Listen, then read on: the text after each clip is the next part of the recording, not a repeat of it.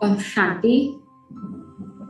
आज हम सुनेंगे प्यारे बाप दादा की अव्यक्त मुरली। इस मुरली की डेट है 1/6/1983। यह मुरली विशेष मीटिंग में पधारे हुए भाई बहनों के सम्मुख प्राण अव्यक्त बाप दादा के उच्चारे हुए मधुर महावाक्य है। जिम्मेवारी का ताज व तख्तधारी महारथी बच्चों प्रति बाप दादा बोले, सभी ताज और तख्तधारी विशेष आत्माओं की सभा है ना। सभी अपने को ताज व तख्तधारी समझते हो ना।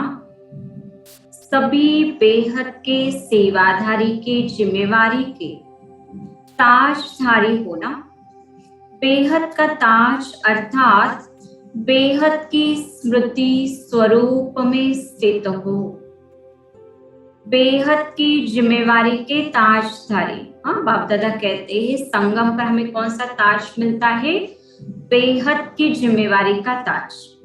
हर एक बेहद के ताजधारी बच्चे की लाइट और माइट की किरणें बेहद में फैली हुई है। हद से निकल बेहद के बादशाह बन गए ना। जब देह के हद की स्मृति से भी पार हो गए तो देह सहित देह के साथ सर्व हदों से पार हो गए। विशेष सेवा ही है हद से बेहद में ले जाना। ब्रह्मा बाप अव्यक्त क्यों बने? हद से निकाल बेहद में ले जाने के लिए। ब्रह्मा बाप के स्नेह का प्रत्यक्ष स्वरूप है फॉलो ब्रह्मा फादर। ब्रह्मा बाप अपने राइट हैंड बच्चों को अपनी विशेष भुजाओं के लिए अव्यक्त वतन से बेहद के सेवा स्थान से बाहें पसार कर हाथ में हाथ मिलाने के लिए बुला रहे हैं। ब्रह्मा बाप का बच्चों से स्नेह है तो ब्रह्मा बाप बुला रहे हैं कि बच्चे बेहद में आ जाओ। यह आवाज सुनते हो? हाँ, बाप दादा कहते हैं ब्रह्मा बाप हाथ पसारे बाहें पसारे हम बच्चों को बुलाते हैं। ये आवाज सुनते हो? बस एक ही लहर ब्रह्मा बाप की सदा रहती है कि मेरे समान बेहद के ताजधारी बन चारों ओर प्रत्यक्षता की लाइट और माइट ऐसी फैलावे जो सर्व आत्माओं को निराश से आशा की किरण दिखाई दे। सबकी अंगुली उस विशेष स्थान की ओर हो जो आकाश से परे अंगुली कर ढूंढ रहे हैं। उनको यह अनुभव हो कि इस धरती पर वरदान भूमि पर धरती के सितारे प्रत्यक्ष हो गए हैं। यह सूर्य, चंद्रमा और तारामंडल यहाँ अनुभव हो। जैसे साइंस वाले साइंस के आधार से आकाश के तारामंडल का अनुभव कराते, ऐसे यह धरती का चैतन्य तारामंडल दूर वालों को भी अनुभव हो। इस शुभ आशा को पूर्ण करने वाले आप सभी निमित्त आत्माएं हो। ऐसे बेहद के प्लान्स बनाए हैं ना। प्लान्स तो यथाशक्ति बनाए। बाप दादा अब समय प्रमाण बच्चों से कौन सी रही हुई सेवा चाहते हैं? हाँ, तो विशेष मीटिंग में आए हुए भाई बहने जो हैं पूरे साल के लिए सेवा के अलग अलग प्लान्स बनाते हैं। तो बाप दादा कहते हैं यथाशक्ति प्लान्स बनाए हैं, बट बाप दादा अभी विशेष कौन सी रही हुई सेवा चाहते हैं। तो बाप दादा आज रूह रुहान कर रहे थे। क्या रूह रुहान हुई? बाप बोले कि मेरे निमित्त बने हुए श्रेष्ठ बच्चे, सिखिलदे बच्चे कहो, मुरब्बी बच्चे कहो, बस सदा बाप के साथी बच्चे कहो। ऐसे बच्चे वरदान भूमि पर इकट्ठे हुए हैं सेवा के प्लान्स बनाने के लिए। तो ब्रह्मा बाप बोले कि जो मीटिंग में योजनाएं निकाली वह तो बहुत अच्छी, लेकिन मुख्य एक सेवा अभी भी रही हुई है, क्योंकि आप कितनी बड़ी अथॉरिटी वाले हो और कितने प्रकार की अथॉरिटी वाले हो। ज्ञान की अथॉरिटी, योग बल की अथॉरिटी, श्रेष्ठ धारणा स्वरूप की अथॉरिटी, डायरेक्ट बाप के वारिसपन की अथॉरिटी, विश्व परिवर्तन करने के निमित्त बनने की अथॉरिटी। कितनी अथॉरिटी है। जैसे एक शास्त्र वालों की अथॉरिटी वाले थोड़ा बहुत त्याग कर पवित्र बनने की अथॉरिटी वाले, सिर्फ यह एक अथॉरिटी है, वह भी सत्यता की अथॉरिटी नहीं, बल महान आत्माएं है, लेकिन परमात्मा बाप के संबंध में यथार्थ नॉलेज की अथॉरिटी नहीं। ऐसे एक अथॉरिटी वाले भी विश्व में सर्व आत्माओं को अपने तरफ आकर्षित कर झूठ को सत्य सिद्ध कर चलते आ रहे हैं। कितने समय से अपनी अथॉरिटी दिखाते आ रहे हैं, कितने फलक से, अल्पकाल के प्राप्ति की झलक से अपना प्रभाव डालते हैं।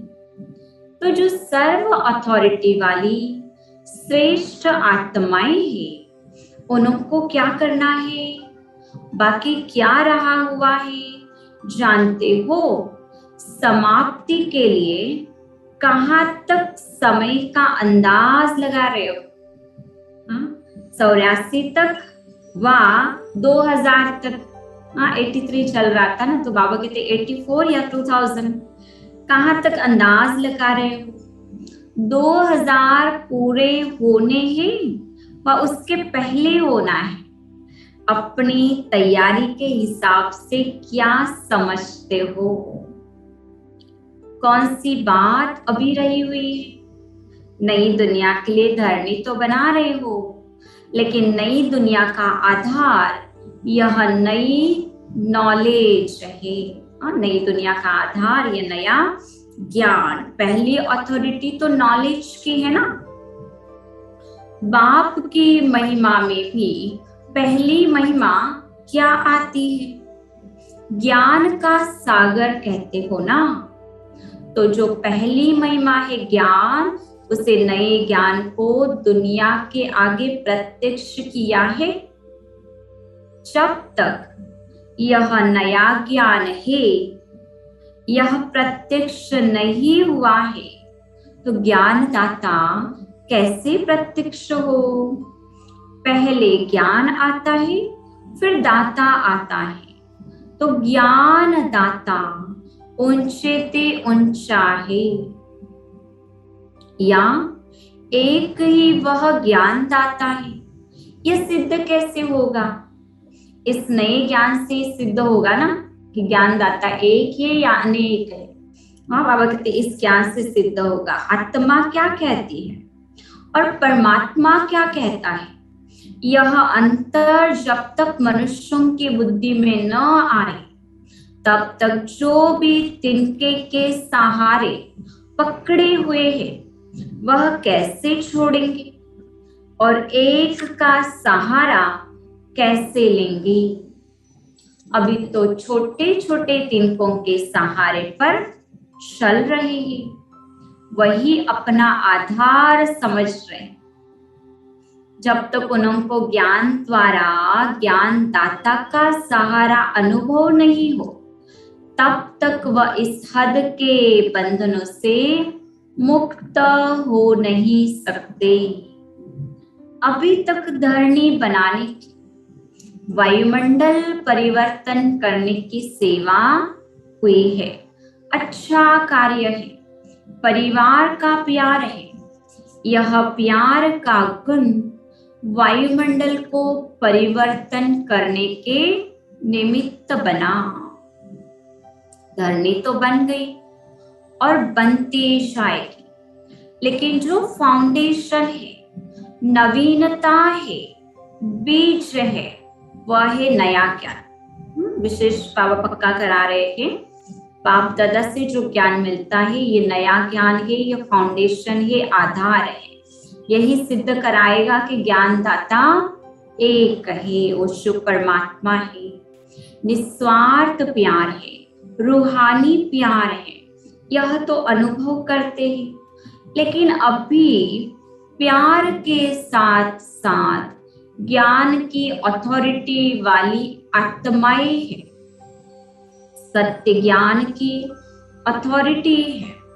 यह प्रत्यक्षता अभी रही हुई है। जो भी आते हैं वो समझे कि यह नया ज्ञान नई बात है, जो कोई ने नहीं सुनाई वह यहाँ सुने।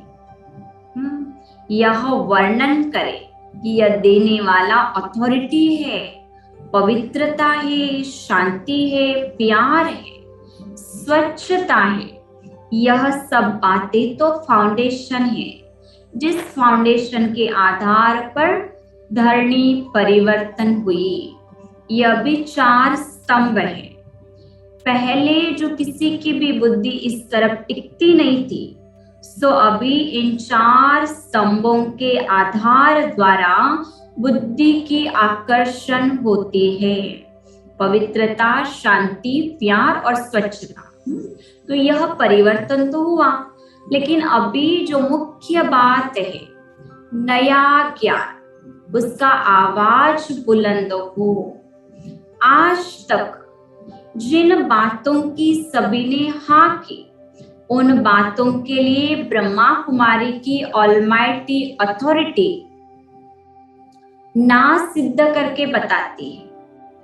जो वे ना कहते आप सिद्ध करके बताते हो, और आप हाँ कहते उसे वो ना कहते। तो हाँ और ना का रात दिन का अंतर है ना।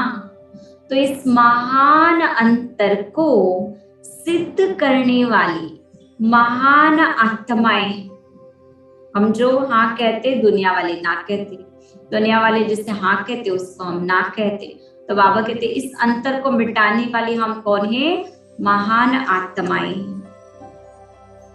यह नाम अप्रत्यक्ष करो, तब जय जयकार होगी।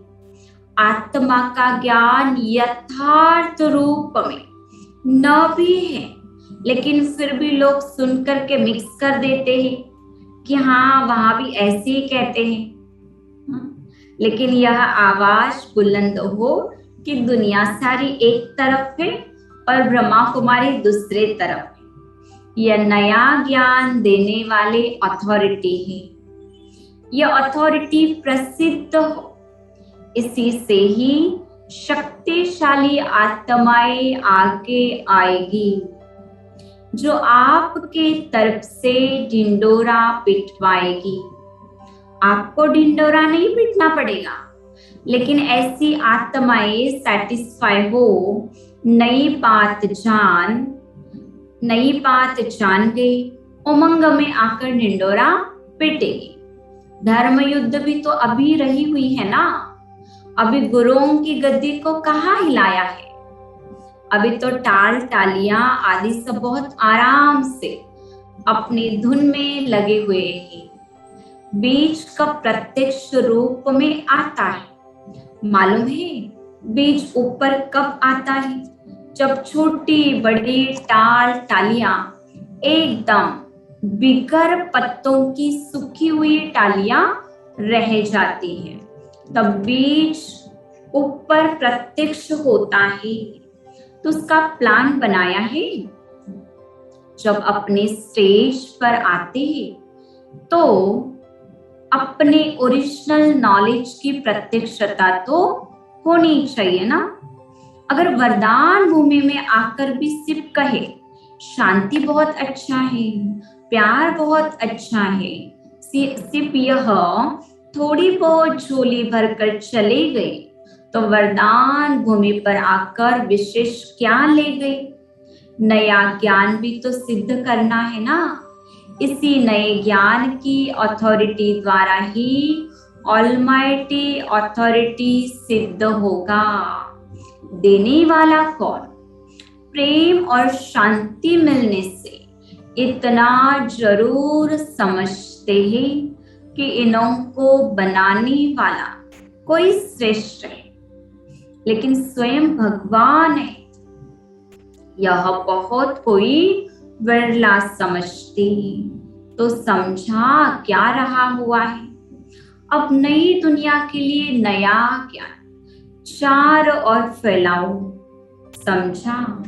फोटो में कोई निकले, लेकिन ऐसा आवाज निकले जो चार और फैलाओ। समझा? सॉरी, बाबा कहते फोटो में कोई निकले लेकिन ऐसा आवाज निकले जो चारों ओर पेपर्स में ये धूम मच जाए कि अब ब्रह्मा कुमारी दुनिया से नया ज्ञान देती है। ज्ञान क्या देती है? उसका आधार क्या मानती है? उनको सिद्ध कैसे करती है? यह जब अखबारों में आए तब समझो ज्ञान दाता का नगाड़ा बजा। समझा? ज्ञान के प्रभाव में प्रभावित हो। ज्ञान के प्रभावशाली और प्रेम के प्रभावशाली में क्या अंतर है? ब्राह्मणों में भी दो भाग देखे ना। ब्राह्मण तो बने, लेकिन कोई प्यार के आधार पर, कोई ज्ञान और प्यार दोनों के आधार पर। तो दोनों में स्थिति का अंतर है ना। बहुत सुंदर बात बाबा बताते। जो प्यार को भी ज्ञान से समझते वह निर्विघ्न चलेंगे। जो प्यार को भी ज्ञान से समझते वह निर्विघ्न चलेंगे, और जो सिर्फ प्यार के आधार पर चलते वह शक्तिशाली आत्मा नहीं होंगे। ज्ञान का बल जरूर चाहिए। जिनका पढ़ाई से प्यार है, मुरली से प्यार है, और जिनका सिर्फ परिवार से प्यार है, उनमें कितना अंतर है?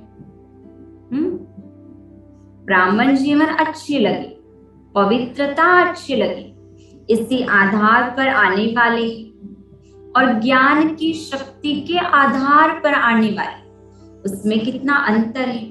ज्ञान की मस्ती अलौकिक निराधार रहने वाली मस्ती है ना। कोई आधार नहीं होगा तो भी वो आत्मा शक्तिशाली अनुभव करेगी। वैसे प्रेम भी एक शक्ति है, लेकिन प्रेम की शक्ति वाले आधार के बिना चल नहीं सकती।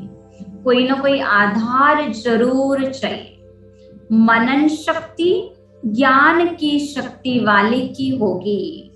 जितनी मनन शक्ति होगी उतनी बुद्धि के एकाग्रता की शक्ति ऑटोमेटिकली आएगी। आज साकार मुरली में बाबा ने विशेष अटेंशन दिलाया, मनन करना है, मंथन करना है, जिससे बाबा कहते हैं एकाग्रता की शक्ति ऑटोमेटिक आएगी। और जहां बुद्धि की एकाग्रता है वहां परखने की और निर्णय करने की शक्ति स्वतः आती है। जहां ज्ञान का फाउंडेशन नहीं होगा वहां परखने की शक्ति, निर्णय करने की शक्ति कमजोर होगी, क्योंकि एकाग्रता नहीं। अच्छा, बाप दादा तो सब सुनते रहते हैं, हंसी भी आती और स्नेह में बलिहार भी जाती। हाँ, बच्चों की हिम्मत देख खुश भी होते हैं। ब्रह्मा बाप को ज्यादा आता है कि यह मेरे समान बेहद के मालिक बन जाए। बच्चों के लिए रुके हुए हैं ना, और दिन रात बच्चों की सेवा में तत्पर रहते। वतन में तो दिन रात नहीं है, लेकिन स्थूल दुनिया में तो है ना। एक एक बच्चे को विशेष आत्मा, संपूर्ण आत्मा, संपन्न आत्मा, समान आत्मा देखना चाहते। बाप ब्रह्मा को कहते हैं धैर्य धरो, लेकिन ब्रह्मा को उमंग बहुत होता है। जो बाबा ब्रह्मा बाप के बारे में बताते, इसलिए वह बाप से यही रोहरुहान करते कि बच्चे हाथ में हाथ दे मेरे समान बन जाएं। ब्रह्मा बाप के साकार जीवन की आदि से लेकर क्या विशेषता देखी? कब नहीं, लेकिन अभी करना है। कब शब्द न सुनने के, न सुनाने के संस्कार रहे। अगर कोई बच्चा कहता था कि घंटे के बाद करेंगे, तो घंटा लगाने दिया। कोई कहता था ट्रेन जाने में 5-10 मिनट है, हम कैसे पहुंचेंगे, तो रुकने दिया। गाड़ी रुक जाएगी, लेकिन बच्चा पहुंच जाएगा। हाँ, बाबा को इतना निश्चय था, और ऐसे ही होता था। चलती ट्रेन रुक जाएगी, लेकिन बच्चे को पहुंचना ही है। यह प्रैक्टिकल देखा ना। तो ऐसे ही बच्चे भी किसी भी बात में, स्व परिवर्तन में व विश्व परिवर्तन में कब शब्दों को बदलकर अब के प्रैक्टिकल जीवन में आ जाए। यही ब्रह्मा बाप का उमंग सदा रहता है। तो फॉलो फादर है ना। अच्छा, सभी महारथियों ने सेवा के जो प्लान्स बनाए हैं, उसमें भी विशेष यूथ का बनाया है ना।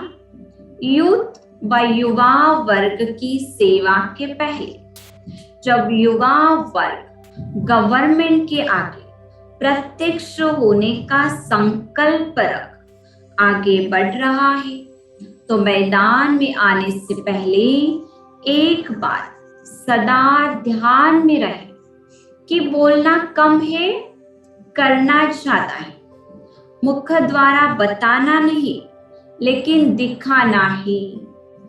कर्म का भाषण स्टेज पर करें। मुख का भाषण करना तो नेताओं से सीखना हो तो सीखो, लेकिन रूहानी युवा वर्ग सिर्फ मुख से भाषण करने वाले नहीं, लेकिन उनके नयन, मस्तक, उनके कर्म भाषण करने के निमित्त बन जाए।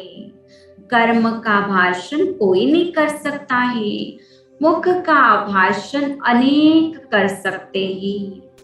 कर्म बाप को प्रत्यक्ष कर सकता है। कर्म रूहानियत को सिद्ध कर सकता है। दूसरी बात, युवा वर्ग सदा सफलता के लिए अपने पास एक रूहानी ताबीज रखे। वह कौन सा? रिगार्ड देना ही, रिगार्ड लेना ही। यह रिगार्ड का रिकॉर्ड सफलता का अविनाशी रिकॉर्ड हो जाएगा। युवा वर्ग के लिए सदा मुख पर एक ही सफलता का मंत्र, पहले आप। यह महामंत्र मन से पक्का रहे। सिर्फ मुख के बोल हो कि पहले आप, और अंदर में रहे कि पहले मैं। ऐसे नहीं, ऐसे भी कई चतुर होते हैं। मुख से कहते पहले आप, लेकिन अंदर भावना पहले मैं की रहती। यथार्थ रूप से पहले मैं को मिटाकर दूसरे को आगे बढ़ाना, सो अपना बढ़ना समझते हुए इस महामंत्र को आगे बढ़ाते सफलता को पाते रहेंगे। समझा? यह मंत्र और ताबीज सदा साथ रहे तो प्रत्यक्षता का नगाड़ा बजेगा। प्लान्स तो बहुत अच्छे हैं, लेकिन प्लेन बुद्धि बन प्रैक्टिकल में लाओ। हाँ, प्लान्स को बाप दादा कहते प्लेन बुद्धि होकर प्रैक्टिकल में लाओ। सेवा भल करो, लेकिन ज्ञान को जरूर प्रत्यक्ष करो। सिर्फ शांति शांति तो विश्व में भी सब कह रहे हैं, अशांति में शांति मिक्स कर देते हैं। बाहर से तो सब यही नारे लगा रहे हैं, शांति हो। अशांति वाले भी नारा शांति का ही लगा रहे हैं। शांति तो चाहिए, लेकिन जब अपनी स्टेज पर प्रोग्राम करते हो तो अपनी अथॉरिटी से बोलो। वायुमंडल को देख कर नहीं, वह तो बहुत समय किया और उस समय के प्रमाण यही ठीक रहा, लेकिन अब जबकि धरनी बन गई है तो ज्ञान का बीज डालो। टॉपिक भी ऐसी हो। तुम लोग टॉपिक इसलिए चेंज करते हो कि दुनिया वाले इंटरेस्ट ले, लेकिन आवे ही इंटरेस्ट वाले। कितने मेले, कितने कॉन्फ्रेंसेस, कितने सेमिनार आदि किए। 13 वर्ष लोगों के आधार पर टॉपिक्स बनाए। आखिर गुप्त वेश में कितना रहेंगे? अब तो प्रत्यक्ष हो जाओ। बस समय अनुसार जो हुआ वह तो हुआ है, लेकिन अभी अपनी स्टेज पर परमात्मा बॉम्ब तो लगाओ। उनका दिमाग तो घूमे कि यह क्या कहते हैं, नहीं तो सिर्फ कहते हैं कि बहुत अच्छी बातें बोली तो अच्छी अच्छी ही रहे और वहां के वहां रह जाते। कुछ हलचल तो मचाओ ना। हरेक को अपना हक होता है। पॉइंट्स भी दो तो अथॉरिटी और स्नेह से दो तो कोई कुछ नहीं कर सकता। ऐसे तो कई स्थानों पर अच्छा भी मानते हैं कि अपनी बात को स्पष्ट करने में बहुत शक्तिशाली है। ढंग कैसा हो वह तो देखना पड़ेगा, लेकिन सिर्फ अथॉरिटी नहीं, स्नेह और अथॉरिटी दोनों साथ साथ चाहिए। बाप दादा सदैव कहते कि तेल भी लगाओ, साथ साथ मालिश भी करो। इसलिए बाबा कहते हैं अथॉरिटी और स्नेह। रिगार्ड भी अच्छी तरह से दो, लेकिन अपनी सत्यता को भी सिद्ध करो। भगवान वाच कहते हो ना, अपना थोड़ी कहते हो। बिगड़ने वाले तो चित्रों से भी बिगड़ते ही, फिर क्या करते हो? चित्र तो नहीं निकालते हो ना।